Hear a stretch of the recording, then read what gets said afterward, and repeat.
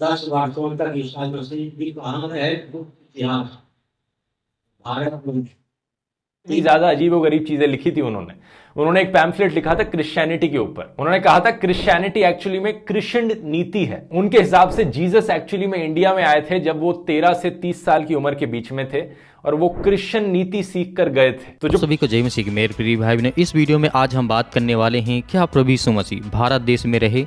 इस विषय में आज हम बात करने वाले हैं क्योंकि हमारे बहुत सारे भारत के जो हिंदू बाबा हैं जो अपने आप को विद्वान समझते हैं, अपने आप को हिस्टोरिकल समझते हैं कि नहीं हम बहुत बड़े पढ़े लिखे बहुत बड़े विद्वान हैं, हम हिस्ट्री जानते हैं, इतिहास जानते हैं, कौन कब कहाँ के आया। तो मेरे प्रिय भाई ने आज बात करने वाले हैं कि ध्रुव राठी ने एक ताजमहल के पर हिस्टोरिकल जब वीडियो बना रहे थे तो वहाँ पर उदाहरण के माध्यम समझाया कि जितने हिस्टोरिकल हिंदू अपने आप को समझते हैं, हालांकि एक लेखक थे लेकिन वो लेखक क्या कहा जाए, उनके मन में जो आता था लिखते थे, जिनका नाम था PNOK।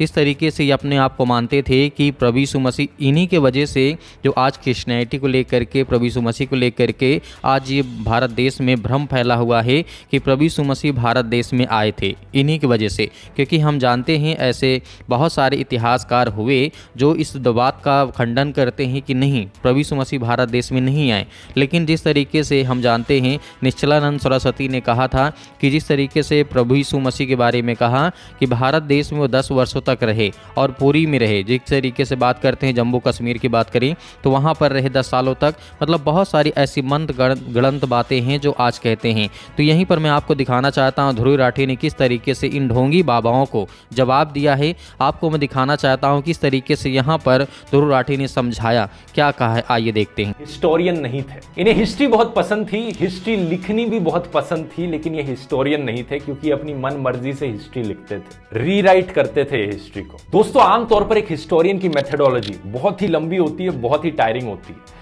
एक हिस्टोरियन को पुराने अखबारों से, पुरानी मैगजीन से, पुरानी डायरी एंट्रीज से, लेटर्स से, चिट्ठियों से, पेंटिंग से, कोर्ट हिस्टोरियंस के हिस्टोरिकल अकाउंट से, कंटेम्प्रेरी हिस्टोरियंस के अकाउंट से, ट्रैवलर्स ने क्या लिखा था, कार्बन डेटिंग देखकर, ये सब देखकर अंदाजा लगाना पड़ता है, समझना पड़ता है कि एक्चुअली में क्या हुआ था उस जमाने में। समझने के बाद उन्हें अपने शब्दों में इसे लिखना पड़ता है, एक अकाउंट क्रिएट करना पड़ता है अलग अलग सोर्सेज को साइट करके। उसके बाद उनकी राइटिंग को पीयर रिव्यू किया जाता है बाकी और हिस्टोरियंस के द्वारा, ये चेक करने के लिए कि कितना एक्यूरेट है किसी एक हिस्टोरियन के द्वारा लिखा गया अकाउंट। लेकिन PNOK की मेथडोलॉजी इससे बहुत अलग थी। उनकी मेथडोलॉजी थी कि भाई वैटिकन शब्द सुनने में संस्कृत के शब्द वाटिका से काफी सिमिलर लग रहा है, तो हो सकता है कि वैटिकन सिटी एक टाइम पर कोई हिंदू टेंपल होगी। हो क्या सकता है, एक्चुअली में मैं लिख डालता हूं, यही हुआ था। वेस्टमिनिस्टर एबी भी एक हिंदू टेंपल था।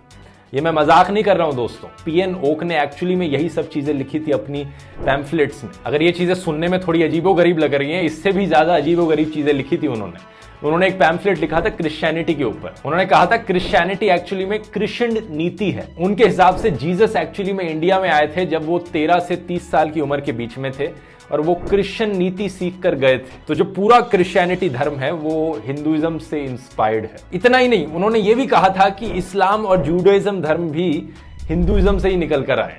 आप पूछोगे कैसे? उन्होंने कहा कि इब्राहिम सुनने में ब्रह्मा जैसा लगता है, इब्राहिम की बीवी सारा सरस्वती होंगी, मोजेस महेश होंगे यानी शिव। इनफैक्ट इनके अकॉर्डिंग पूरी दुनिया पर राज किया जाता था एक एंशिएंट हिंदू एम्पायर के द्वारा। जैसे आपने इस वीडियो क्लिप में देखा कि किस तरीके से हमारे भारत देश के जितने बाबा और ढोंगी बाबा हैं या फिर जितने हिस्टोरिकल लिखने वाले थे, हिस्ट्री लिखने वाले थे, क्योंकि हिस्ट्री लिखने वालों के पास बहुत बुद्धि और दिमाग और सामर्थ्य होती है क्योंकि वो जानते हैं हर एक तथ्य को अच्छी तरीके से उन्हें देखा जाता है, समझा जाता है, तब लिखा जाता है कोई चीज़ के बारे में। लेकिन PN जो हैं ओके, उनके बारे में कहा जाता है कि उनके मन में एक शब्द यदि उठा लेते थे तो अपनी मन गढ़ंत बातें बताते थे। जैसे आपने भी ध्रुव राठी की वीडियो में देखा कि किस तरीके उन्हें समझाया। तो इस तरीके से कहते हैं कि यीशु मसीह 13 साल से लेकर के 30 सालों तक भारत देश में रहे। बहुत सारे उदाहरण यहाँ पे एग्जाम्पल दिए ध्रुव राठी ने। तो आपका क्या कहना, हमें कमेंट बॉक्स में कमेंट करके जरूर बताइएगा। ऐसे ढोंगियों बाबे से सावधान रहें और लगातार आप हमारे मसीह समाज से जुड़े रहें और हमारे चैनल को ज़्यादा से ज़्यादा सब्सक्राइब करें, लाइक करें, शेयर करें, ज़्यादा से ज़्यादा लोग तक पहुँचाएँ ताकि और लोगों तक ये आवाज़ पहुँच सके। तो मेरे प्रिय भाई बहनों, आशा करता हूँ कि आप इसके बारे में ज़रूर हमें कमेंट करके बताएंगे क्या सही ध्रुव राठी ने जवाब दिया या नहीं दिया। नहीं तो अन्यथा हम आपको हिस्ट्री के बारे में बताएंगे, हिस्ट्री लेकर के, क्योंकि हिस्ट्री की वीडियो बनाने में बहुत टाइम लगती है। तो इसलिए मैं कहता हूं कि आपको जिस तरीके की वीडियो देखने को मिलती है और कहीं नहीं मिलती है, तो इस चैनल को आप सब्सक्राइब जरूर कर लीजिएगा। तो मिलते हैं नेक्स्ट वीडियो में।